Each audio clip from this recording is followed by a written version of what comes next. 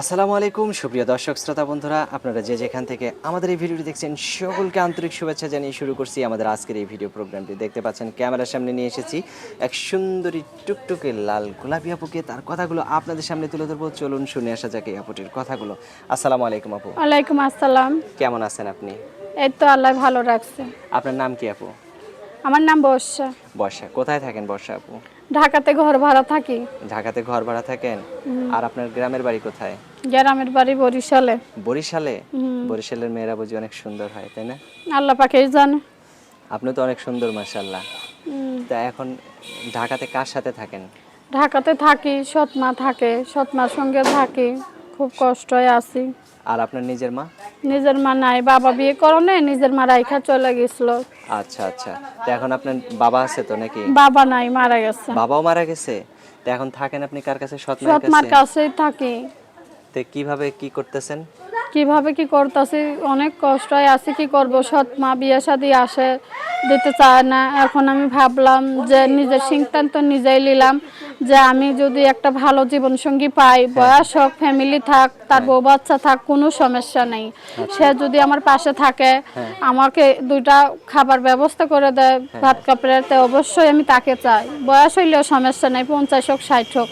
তা আপনি একটা যুবতী মেয়ে, 50-60 বছর বয়সের একটা লোককে বিয়ে, 50-60 বছরের বয়সের একটা লোকের কাছে বিয়ে বসবেন, নিজের কাছে খারাপ লাগবে না? কি করব ভাইয়া, তাও এর হাত থেকে বাঁচতে পারলে অনেক লাখ লাখ মানে শুকরিয়া। সৎ মাই কি আপনাকে জ্বালা যন্ত্রণা দেয়? খুব জ্বালা যন্ত্রণা দেয়, সারাদিন কাজ কাম করা, দুই মুঠো চুলে তেল দেয় না, চুলে বিপনি কাটতে পারি না, তারপরে তেল সাবান পাই না, এক বেলা খাওয়াইলে আরেক বেলা দেয় না, খুব কষ্ট মানে থাকে। এই কারণে আপনি এখানে থাকতে চান না, যে এরকম মানুষই হোক আপনাকে শুধু যাতে আগলায় রাখতে পারে, এরকম একটা লোক হলে আপনি তার হাত ধরে চলে যাবেন? হ্যাঁ হ্যাঁ, এরকমই তাকে একটা। আবার দুঃখ কষ্ট দিবেন না তো? না না, তাকে কষ্ট দেব না। সে যদি আমাকে ভালোবেসে রাখতে পারে, আমার পাশে থাকে, আমি তো অন্য কিছু চাই না। বাস দুইটা ডাল ভাতের ব্যবস্থা করে দিলে তাতেই খুশি আছে বর্ষা। আচ্ছা ঠিক আছে বর্ষা আপু, ভালো থাকবেন। আর আপনার ফোন নাম্বার দিবেন না ভিডিওতে? হ্যাঁ, ফোন নাম্বার দেব। তো আমি বলি, আমার সাথে সাথে আপনিও নাম্বারটা বলেন। হ্যাঁ, 0133 0133 43 43 80 80 7 7 57। 57। হ্যাঁ, এটাই তো আপনার নাম্বার?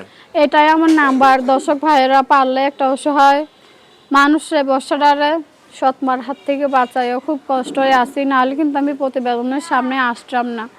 আচ্ছা আচ্ছা আচ্ছা, ঠিক আছে। দর্শকরা অবশ্যই আপনার দিকে দেখবে। আর